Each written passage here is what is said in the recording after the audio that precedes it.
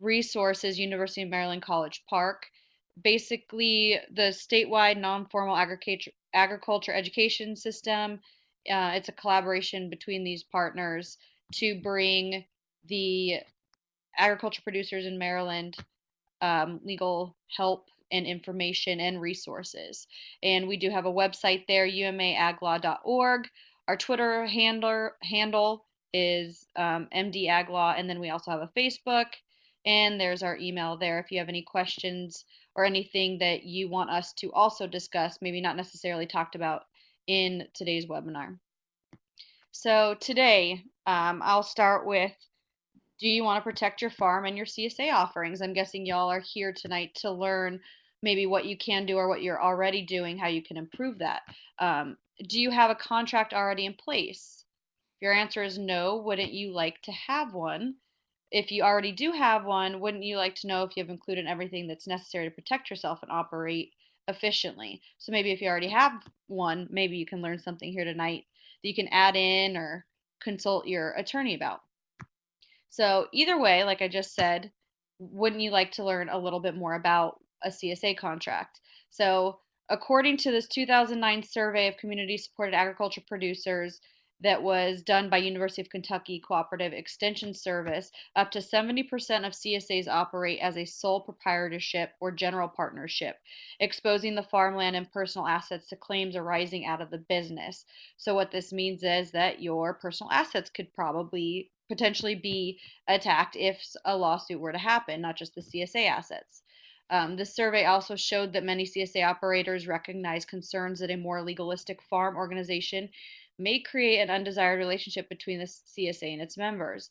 The desirable relationship most CSAs strive for, as you may well know, is for the more personal relationship with its customers. So you form a CSA because your customers want to know the farmer, they want to know you, they want to know where their food's coming from.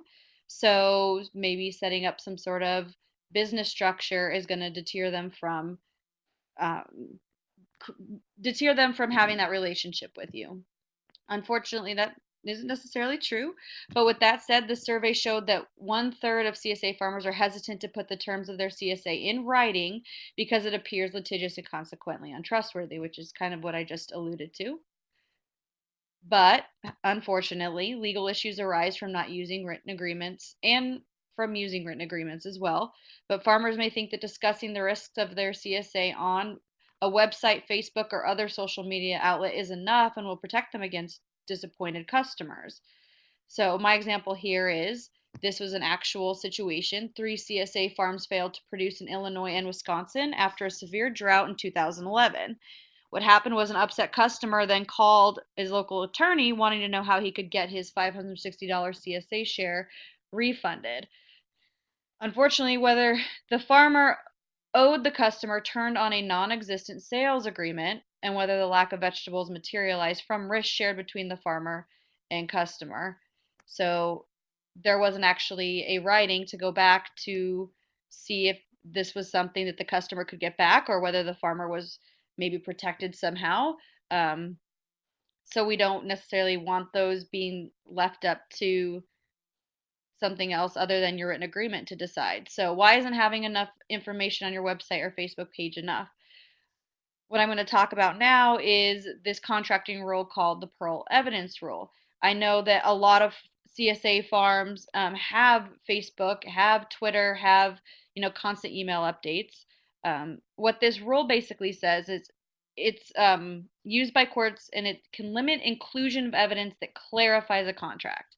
So the idea is that all of your negotiations, all your communication is reflected into the final document, the contract. So my example here, Farmer Paul has a warning that weather may affect production on his website, but not on his membership contract. Using this rule, the court is going to say that Farmer Paul's warning is not included in the agreement because it's on the website, and therefore the customer is not held to be in warning of weather issues concerning production. So that's what the Pearl Evidence Rule is used to do. So just because you may say something on Facebook, post it on Twitter, send an email out, because it's not included in your contract, courts may not use that as you protecting yourselves or communicating that clearly with your customer. By including in the contract, you clarify potential areas of dispute. Yes, we realize you would prefer the document to be short and sweet and not 6 pages long, but unfortunately, short and sweet and to the point can come back to hurt you and leave holes in your relationship with your customers. This can be done by spelling out items in your contract, as we do in the model contract that Paul will be discussing. You can also do this by using appendixes or referencing back to spots on your website and including copies for potential members. What I mean by referencing is you can use this term in a contract saying, this is going to be spelled out on my website. It now will be incorporated into my contract, things of that nature. And Paul will get more into that when he discusses the actual model contract. So, if you could, how do you currently address these issues? If you could answer these questions in the chat, that would be helpful. If not, we can just kind of, get your minds thinking. How do you address surpluses, shortages, pickups, harvest schedules, you pick, and growing practice notifications? Okay, thanks, Shannon. Not a problem. You're on top of things learning, so thank you for being here.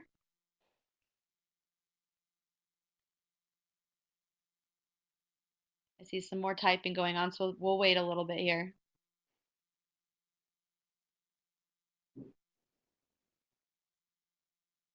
Not a problem. Thanks, Danielle.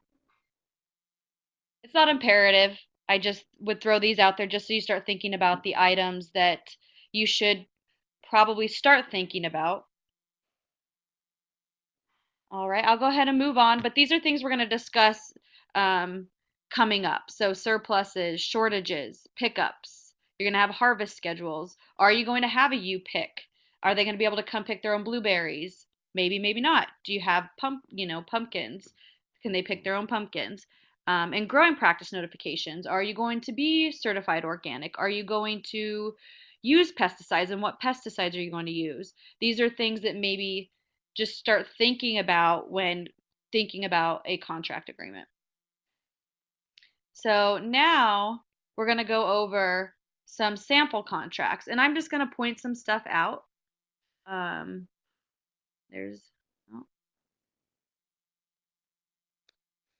right, so up here, this kind of discusses your share and your cost per share.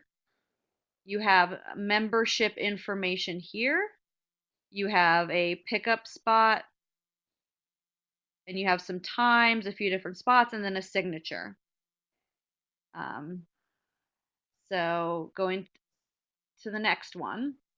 So we're going to go over a few contracts, and this is kind of going to be our theme here for the rest of my discussion. But the first thing I see here is not enough information.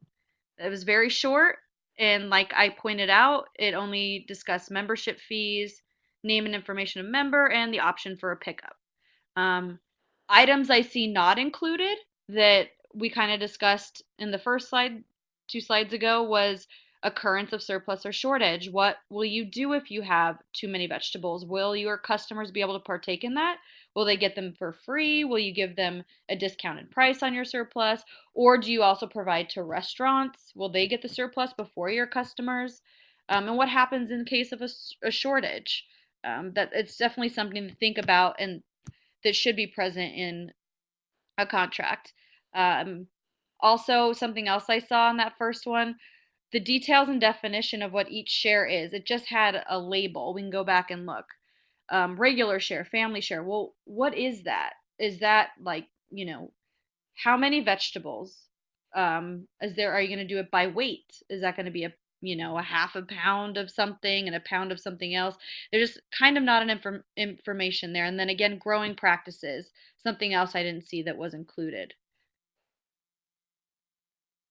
Sample contract number 2. All right. So I see, again, membership information here at the top for email, and then you have a bunch of options on this one for shares and costs, and it looks like it's like bi-weekly, fall share, summer share, and then whether you're returning, if you want to donate, Looks like there's one pickup site, and then I don't know if you can read what I've highlighted, but I will talk about that on the next page. And then a signature. So this is the CSA shareholder agreement statement they have listed there. All right, so going over this. Again, we saw membership fees, name and information of the member. We saw one option for pickup and details of definition of what each share is. So they seem to have a little bit more detail on what was going on in their shares. What's not included, again, occurrence of surplus or shortage. What are you going to do?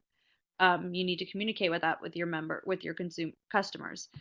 Growing practices, again, not on there. An occurrence of weather problems and effect on pickup. If you have one pickup site, I mean, that could cause some issues depending on where it's at. What happens if there's, 6 feet of snow, things of that nature. You got to take into account, sorry.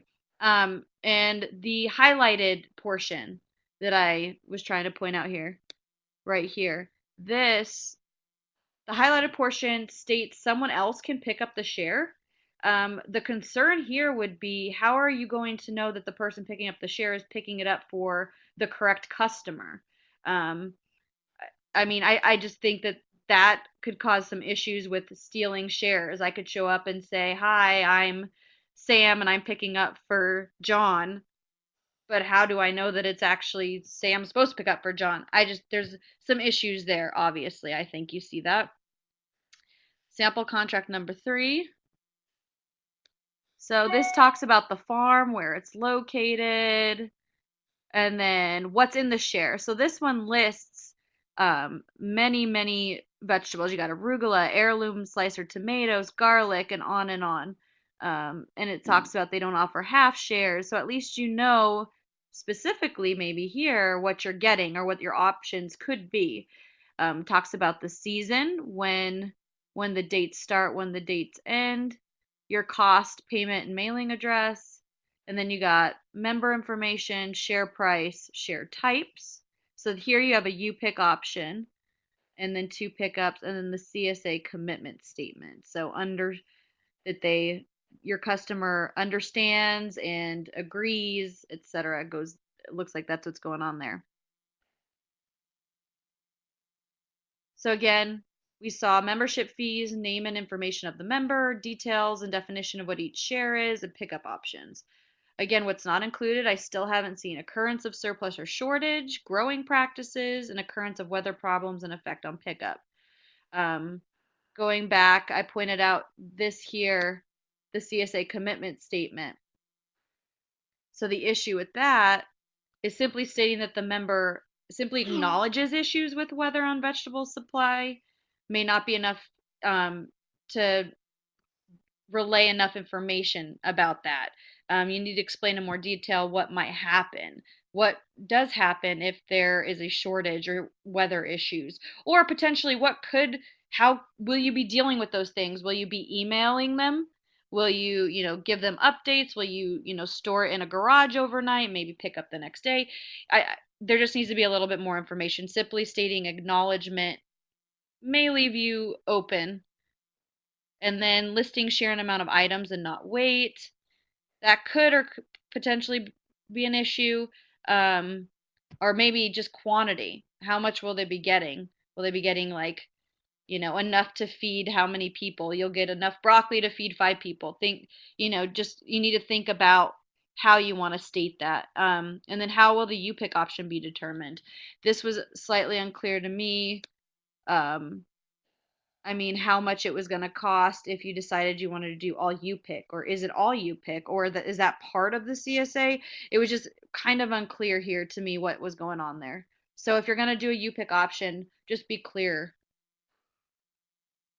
All right, sample contract number 4. Again, we have membership information here. Sorry, member information, your share price and your share, and then dates. And then you got share type. And then you have an option for delivery. And it looks like there's several options. Quite a lot, all different times. And then you have a market share option, which is new. We haven't seen that one yet. And then payment plan options. So this states you have $200 required at the time of sign up to hold your share. And then you have early pricing schedule. And then it looks like there is a due date for the balance. And then you have another CSA member commitment. So you understand that the farm will provide the most bountiful harvest as possible. And again, it has something that states acknowledges that it could vary from season to season and susceptible to weather, insects, disease, and other acts of nature. All right. So what's not included, again, occurrence of surplus or shortage, nothing that states what's going to happen. I think we're seeing a theme here. Growing practices, nothing that is telling your customers how you plan to grow, or if you're certified organic, if you're whatever it is you decide to do. Some issues, simply stating that the member acknowledges issues with weather on yeah, we talked about that. Just simply stating acknowledgement may not be enough. Um, there are some people who don't even know what it takes to grow a vegetable, so just saying, yeah, sure, there might be weather. Well, what happens when that weather occurs?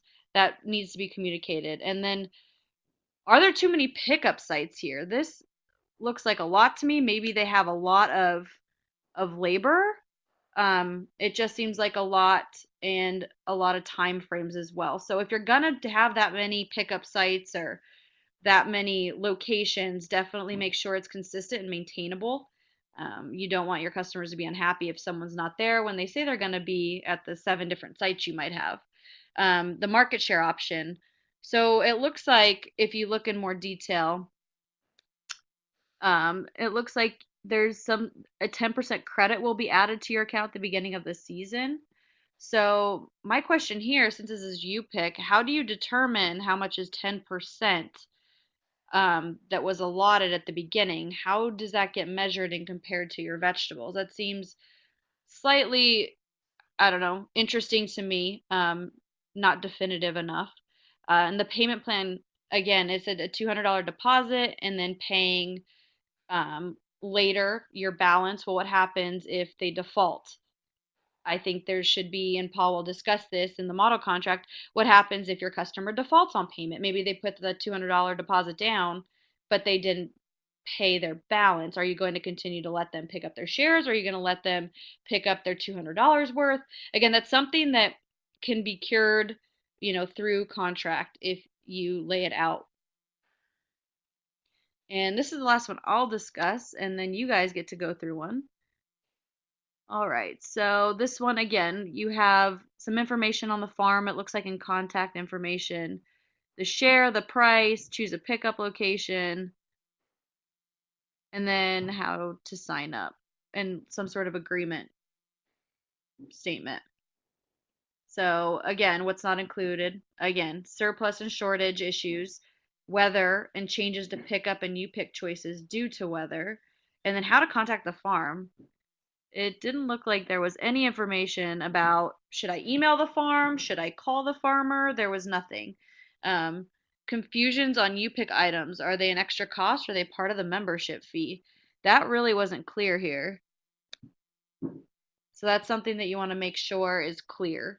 Are you going to have a set fee for the CSA that their bounty that they're going to pick up weekly, and then giving them the option, if you're already part of a member, you get to you pick, or pay $10 extra, you get you pick whatever vegetables you can fit in this box, that sort of thing. Make sure that could leave yourself open for interpretation, which you don't want to do.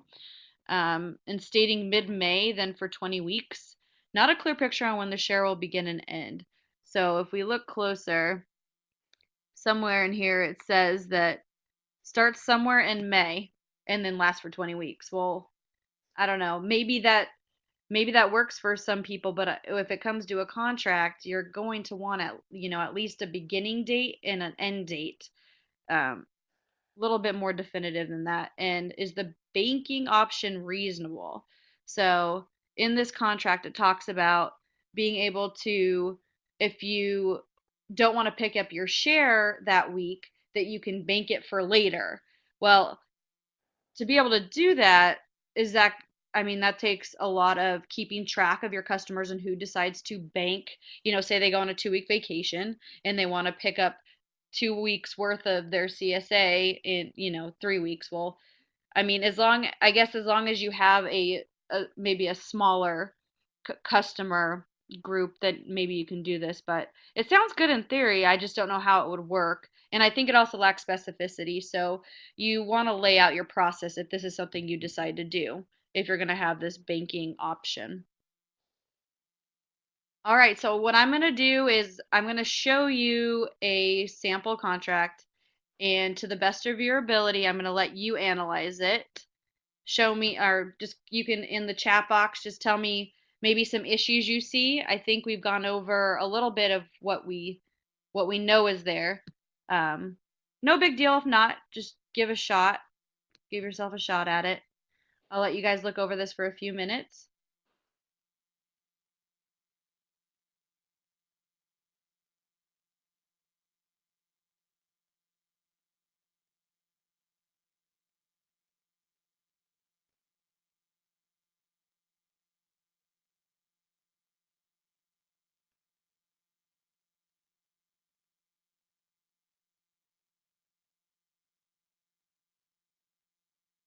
You can also go ahead and write, what you do see, the good things that you see in this contract as well. Just anything, no pressure.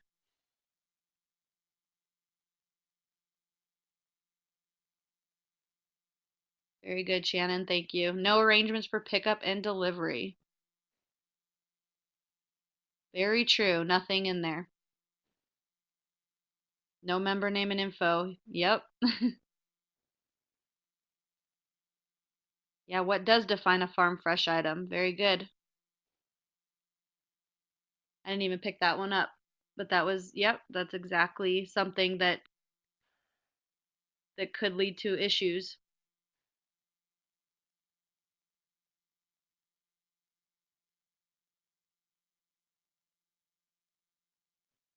Yeah, no specificity in the items. Yeah, and $200 for the season.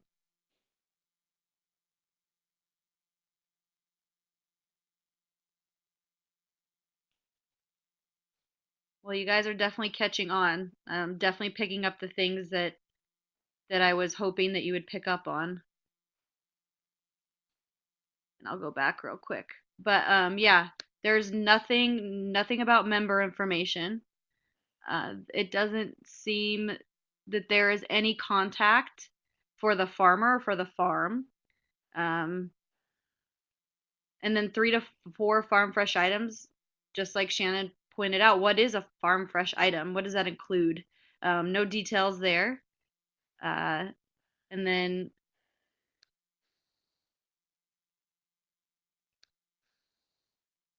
no member information. So, anyways, this one's lacking quite a few things. And then a few other things that we discussed was, what kind of growing practices, and then what happens in a surplus or shortage, what happens, if I want, another issue that comes up, what if I want only to do the share half of those 14 weeks because I'm going on a 2-month European vacation.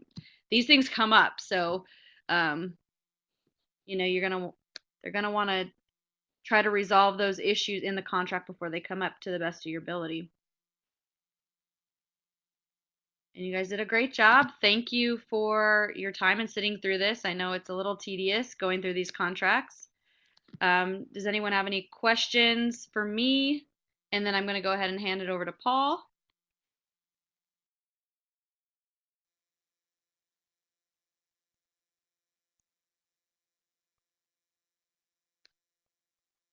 And then you guys can also feel free, if there's something that comes up later, or when you hear Paul talking, that all of a sudden it dawns on you, oh, I should have asked Ashley this.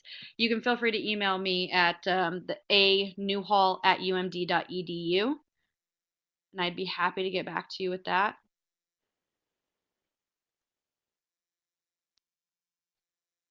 And thanks to our sponsors again that Paul talked about earlier, and our partners in this grant.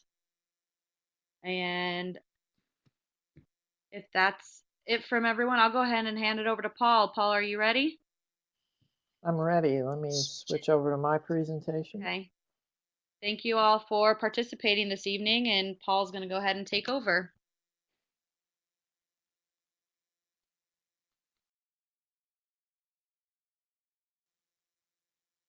So while this is coming up, I'll let you know that in the middle box, you have webinar, a link to the webinar materials. So we have all the webinar materials up online. I forgot to tell you that at the start. There's also a link to the evaluation for this webinar. If you would take a minute and fill that out and tell us what you liked, what you don't like. And I will go ahead and get started if I can. Yep. One thing I should say, and I kind of didn't mention this at the very start, was this was all based around the ideas Ashley kind of hit upon. There had been problems, she pointed out, in other states. Well, Maryland had had problems too. There had been years before. Yes, the webinar materials do include a copy of the slides for tonight, Angela. So they are up. Tomorrow there'll be a recording of this webinar up for anyone that missed it too. But there had been problems in the past with CSAs failing to produce or to deliver. One case that had been brought to MDA's attention was where a CSA had just stopped producing for their members, but were still delivering produce to Whole Foods. So the members were not happy about that. They came to MDA, complained a little bit, wanted to know why MDA didn't regulate these things, and MDA then came to us at the University of Maryland, and the question wasn't really, should we regulate CSAs? The question was, what can we do to help educate not only producers, but consumers that are buying into CSAs to kind of understand some of the duties that go on in place in these things. And this is sort of what has developed out of this, is this model contract. And later on, we just sent it out this week for review. There'll be a contracting guide to kind of walk you through what each part of the contract means. So hopefully that is up soon. We apologize for it not being up by the time this growing season started, but the grant was awarded at the end of almost October, so we've been trying to get it up to where at least the contract was ready to go by this year. We're hoping everything's up so people have it by next year. Ashley's kind of hit upon all this. I have the same standard disclaimer. I'm an attorney. Nothing I say is legal advice. I'm glad we're all clear on that. Another thing Ashley didn't talk about is a part of this project, and then another project that I work on, the crop insurance education project. We sort of work together and have this website where we blog about farm policy, crop insurance, legal issues, at least 3 to 4 times a week. We have something new go up. It's at aglaw.umd.edu. I'll show you where you can sign up for updates. You see where the little box is pointing at, arrows pointing at the box. You put your email in there. You can sign up for updates there. It'll email you every morning, the day after something goes live on the site. So that is available for you. And I'm not really looking for you to type into the box on this one, but just think about it for a minute. How many people view a CSA as a risk management tool? Well, in a lot of ways, it is a risk management tool. It allows you to, reduce potentially the borrowed capital you're going to need in the operation because you're getting capital up front from your customers. You automatically know you have a market for your produce that's being produced. There are other benefits that are going to go along with this. You can probably think about those as well as I can talk about them. But the idea of a CSA goes back to when they were started in the late 60s, early 70s in Europe. The idea was it was shared risk among the farmer and members of the surrounding community. And that idea still is prevalent today. The problem is potentially is customers have forgotten the idea that this is a shared risk idea. Many of them are used to going into Whole Foods, Giant, Safeway, Food Lion, Wegmans, and there's produce everywhere they look. You know, tomatoes are always there no matter what time of year it is. Oranges are there no matter what time of year it is.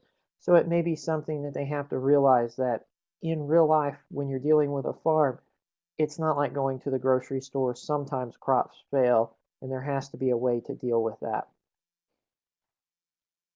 And like I just said, you know, although that risk is shared, disasters can happen. Um, Ashley's kind of pointed this out in her presentation, but the literature on CSAs is kind of lined with stories of members looking to contact attorneys the second um, delivery is missed. Now, it's like Ashley pointed out, there's two or three in Illinois, there's one in Maryland. It's not a large number of people, but it's still enough that it should make people concerned that potentially there is going to be some legal ramifications if delivery is missed. Like Ashley's done, she's pointed out a lot of the problems that exist in CSA contracts, but like the literature points out, this isn't just a Maryland problem, it's a national problem. The literature is lined with people getting into CSAs who don't want to do written contracts because they didn't get into agriculture to do written contracts. I do a lot of leasing presentations around the state, and the one thing I have to talk with farmers about there is the fact that they haven't wanted to do written land leases in the past, and maybe they need to start thinking about that. And one of the things I often point out is it doesn't matter the contract that you're looking at, a written farm lease, a written contract for your CSA, or any type of written contract. Farmers don't want to use them. They don't like them, but there are reasons why they potentially want to use these things from time to time. So we're going to talk about the model contract. The model contract is also up online for those that want to look at it. It's available as a PDF and as a Word document. The PDF is a fillable document, so you can go in and fill it out. The one thing you're going to see when you look at it, it's, I want to say 9 pages long. Yes, I realize you don't want a 9-page long document. I double spaced every line when we put it together. I made it with extra space so you could fill it out if you use the fillable PDF. You can reduce it down. I've seen a similar type contract used that can end up being 2 to 3 pages depending on what you put in there. There's a couple of spots where you select the option you want or you write in your own option. So again, it's long because we gave you options to do this. I say we're finalizing it. It's being finalized. It's available now. We made it available tonight for everyone attending the webinar, and it's going to be up, you know, until we change it, and we'll modify and change it as we go along. This is something as we've been working on has been very fluid. We all have different ideas after we do one of these workshops and presentations to where we come in and we sort of modify it each time slightly. I hope we're getting near the end of that, but you guys may have feedback for us on it, so please let us know.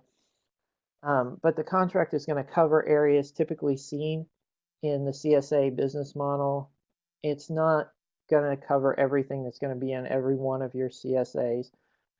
We're looking at this, you know, from a distance, trying to figure out what's going to work best generally for everybody. You're going to have specific problems you're going to want to address in the contract. That's why it's up as a Word document, so you can address those issues as you go along.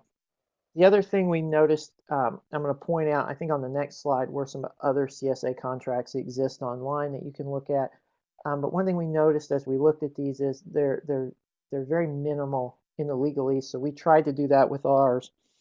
At times we couldn't, but we tried to keep it at a minimum because in looking at these, they're not only just a contract, but they're a marketing tool at the same time.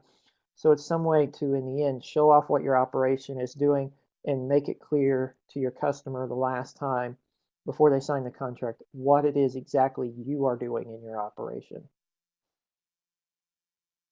Like I said, there are other sources available out there. Farmcommons.org has a good contract out there. We started with that contract as we developed ours. Connecticut Extension has one. There are other sources available out there. I didn't put them all up online, but there are other contracts out there. We've developed this to cover a lot of issues that have been seen before. And like I said, with the length of it, remember, we're lawyers. Our job is to be overly cautious. We want a contract that's potentially going to work, but we know it's not always going to work for you. If you need one that's going to work for you, consider talking to an attorney to help you draft one. This is just kind of an overview of what the contents are in the contract, and we're just going to kind of run through each one of these. Ashley kind of hit upon this. What are your growing practices currently in the operation? Are you certified organic? Are you organic? Are you grass-fed, grain-fed, GMO-free? How are you raising this product? Why do you want this in the contract? It's on your website, right? Isn't this repetitive? And Ashley's kind of hit upon a lot of this. But yeah, it's repetitive, but it acts as a reminder. Before they sign the contract, they have to go back. They see it one last time. And any dispute that potentially is going to rise, and we have to realize that most of the time disputes aren't going to happen, but it's good to have it there if it does happen. So if it does happen, it's good that early on you kind of spell these out in the contract so everyone's on the same page as to how you're growing these products. So how do you do this in the contract? Some of the advice I've seen, and I think is good for most people, is just you have it on your website, copy and paste it in there. If you're using a web-based contract, say go in and check boxes, you can always just hyperlink it back to that page on your website. So if you have an About Us with a growing practices, just hyperlink it back in. That's going to incorporate it back in. You can incorporate stuff in and just say, as it's on our website here, just so people know where to go look in the end. But you want to be clear as to what exact practices you're using. You don't want to be overly fluffy in it, but you kind of want to be clear as to what exactly you're doing in the operation. So in looking at the products, deliveries members should expect, this goes back to what products do you grow? When are these available? You have to take into account a lot of times, like I said earlier, your customers, especially if they're new customers who have never dealt with you before, may not understand that tomatoes aren't available year-round in Maryland. Certain products are only going to be available certain times of the year.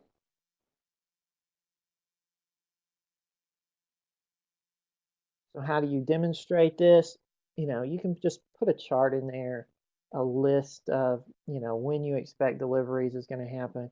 Again, it's something you can incorporate in that's probably already on your website. And then the question that came up as people were reviewing this was, I grow X number of crops. It's going to be really a huge list I have to put in there. Best thing is, you can list it out in the contract, or you can reference it back to a list on your website. The idea is just to make sure that somehow, some way, it's at least referenced in there so everybody sort of knows what's being grown on. One other issue that's come up, and this has been kind of new to me, was if the share is based on weight or the sale is based on weight. You're going to have MDA's weights and measures come check your scales. So the one thing that's come up is people think, oh, I have to have this specific scale for my CSA. No, if you're already using one in a farmer's market or any other sort of direct marketing situation, that scale is going to work fine for this. You just need to have MDA come check it, make sure it's calibrated right. You get the certificate from them. If you go to the farmers market deal they put on each year, weights and measures will be there. They will do this for free. This was something weights and measures wanted us to remind you guys of, but if you're going to use specific weights and volumes in these contracts, a lot of times you're going to want to talk to MDA to make sure you have all the paperwork clear on that. Ways around that are just don't include weights and measures in the contract as a way that it's being sold.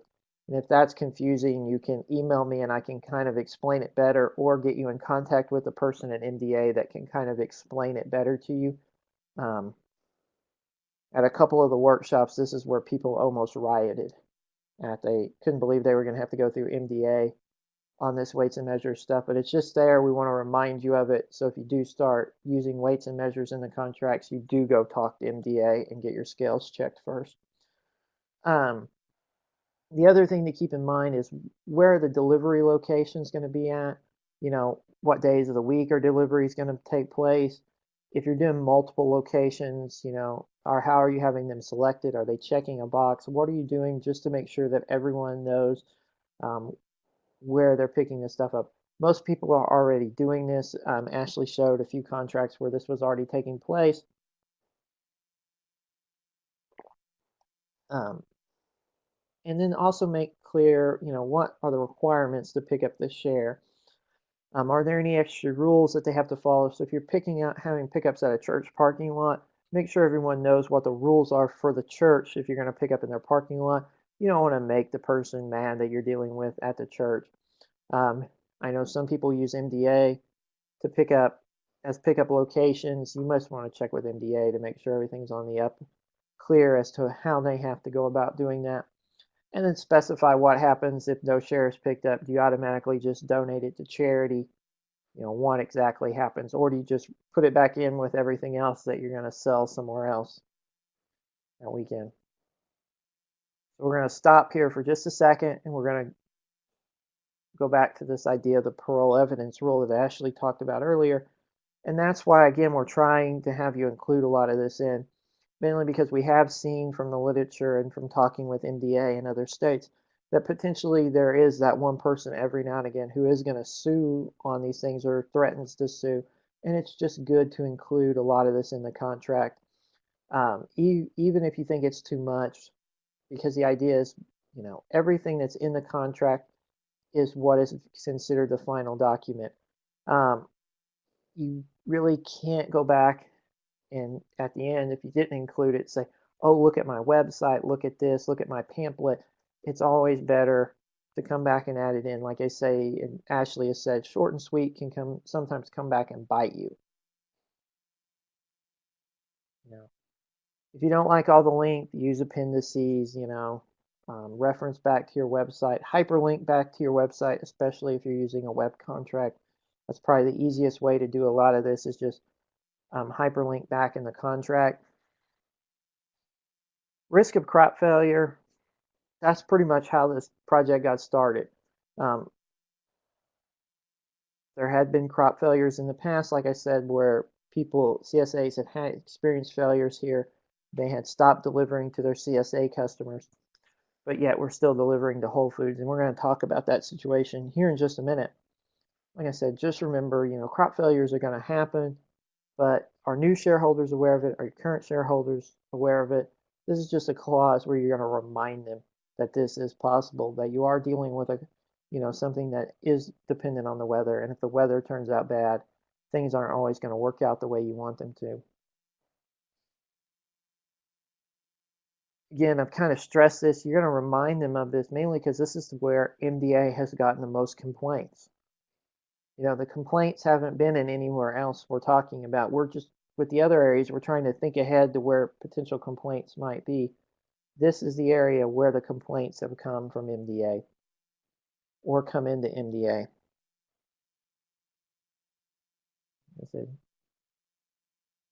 Like I've said, this is just to reinforce that idea to your customers, make them aware that this is something that could happen. Remember, if they're new and they never dealt with ag before, they may think you're like a grocery store. Hopefully they don't, but some may think that. This is going to drive home that idea again that it's shared risk. The other thing a lot of the literature talked about in this area, and we've incorporated into this contract, is if you've dealt with a crop failure before in your operation, talk about in the contract how you've dealt with it. How do you make members aware that this is going to happen? If you have social media, a website, Twitter, Facebook, any of that, you can tell them to check that. You might be posting pictures as you go along, making them aware that a drought is happening and you may not have any product this week, next week, however many weeks. And then one other thing to point out here too is if you're dealing with multiple markets. So if you're producing for a CSA, you're producing for a farmer's market, and then you're wholesaling to a grocery store, make your customers aware of that. You may not think you have to, but at least make them aware that you're selling to multiple outlets. And if you have to deliver to that wholesaler first, make sure they know it. That goes back to the issue that MDAs faced before, to where the CSA stopped delivering to their customers but still deliver to Whole Foods. They may not understand that Whole Foods contract means a lot more to you as the farmer than the CSA, because it's bringing in more money to the operation. You still care about the CSA, but you have an obligation to meet that contract first with the grocery store. So just kind of let them know that this is how things prioritize in the operation, just to kind of give them some heads up. Crop surplus section. Potentially you're already handling this in website, social media. This is the one site part of the contract too, where everyone goes, no one complains if they get extra product.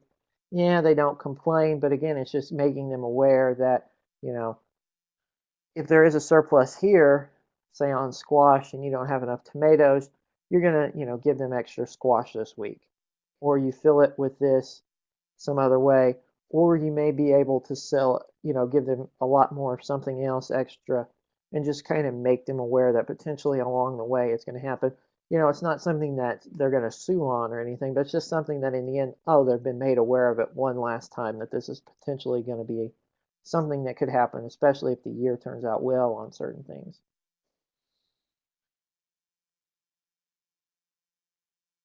Membership fees. The thing here to remember is they need to understand and know what the cost is that's going into paying this, paying for the membership fee. It's going to take away a lot of surprises down the road. In looking at this, we kind of got asked a few times, how do you price these things? Well, it's going to be difficult for those that are just getting in. I know there's a couple of new people that are looking at starting CSA. You can look at market for products, size of share, cost of production, etc. There's some resources out there, and you can email us and we can direct you to them on how to price these things. A lot of it is going to probably be look at what your neighbors are doing and try and, get an idea of what the market is in your area for these things. The other thing to deal with here is, how are you going to deal with potentially default if they don't pay the share? Do you just automatically end it, the relationship? And in the contract, we try to spell out, okay, if you don't pay, this is what happens to you. You should no longer expect delivery if you're not going to pay.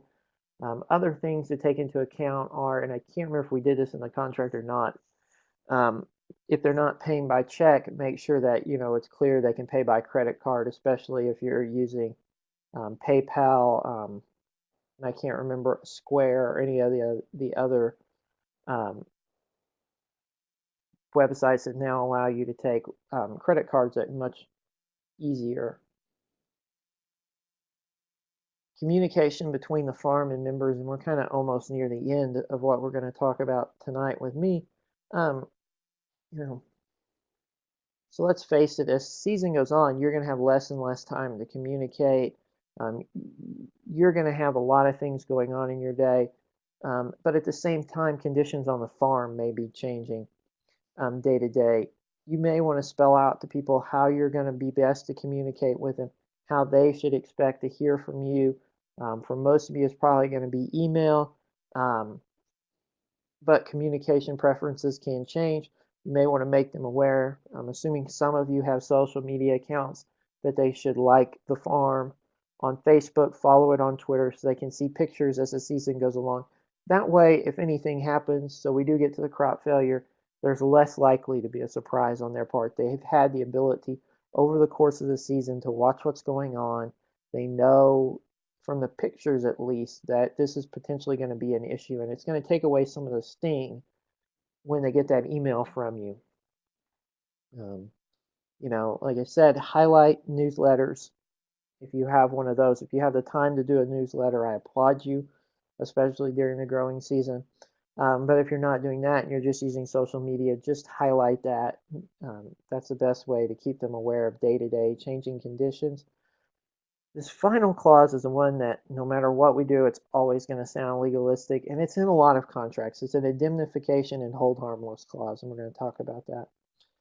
It's just an extra protection that's added into a lot of clauses. It's going to reduce your legal exposure, especially if you're letting them come on the farm. So some people are letting people do U-pick operations. This is just one thing to add in there that, it's, it's not your fault if, they get injured while they're walking on the farm. They're not going to sue you, in the event of a crop failure. They're not going to sue you. If they chip their tooth on produce because they didn't clean it properly, they're not going to sue you. We've included, some sample language here so you can kind of get an idea what it says, but the idea here is just as an extra legal protection to do it.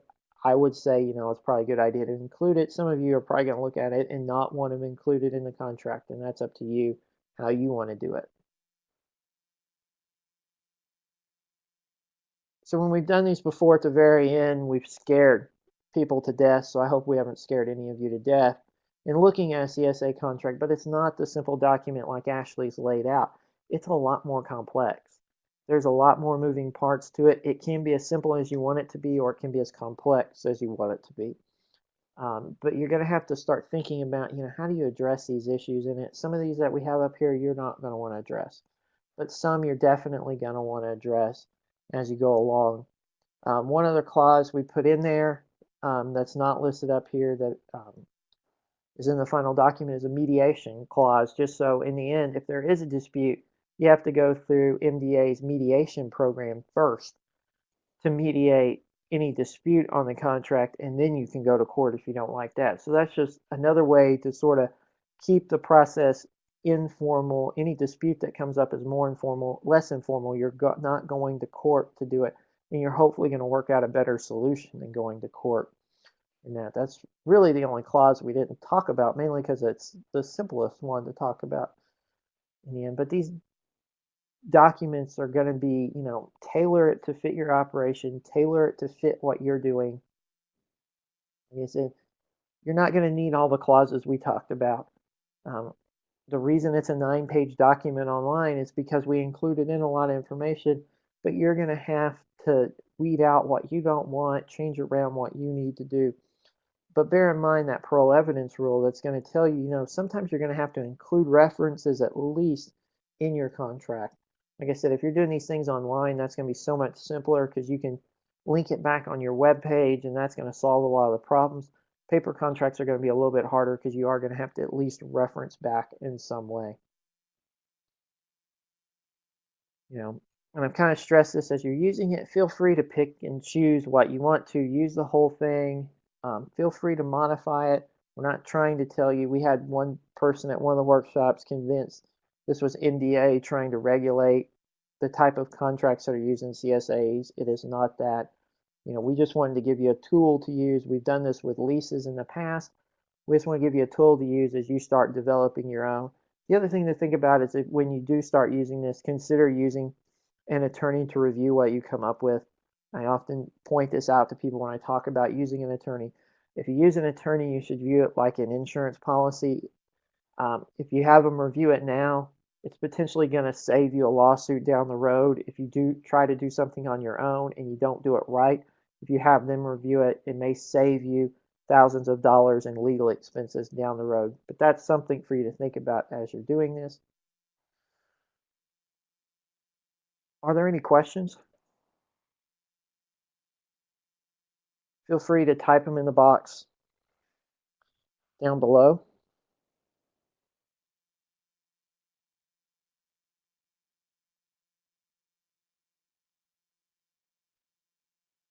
Perfect.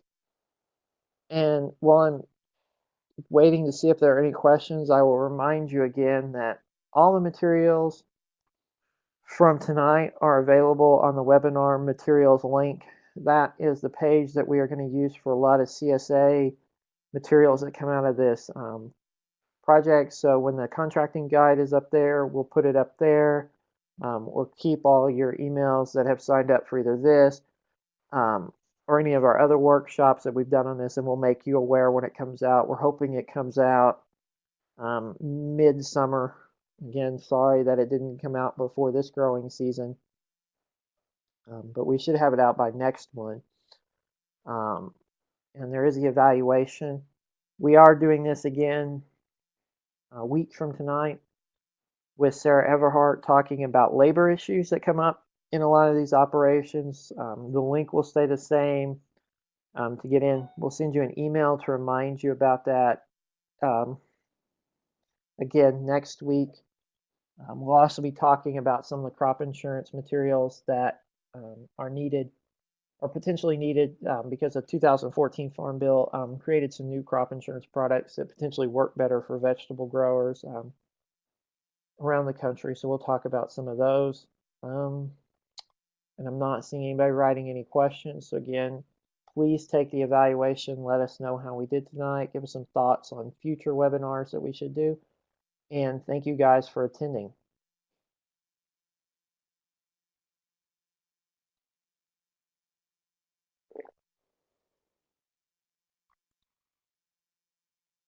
You're very welcome. Everyone have a good evening.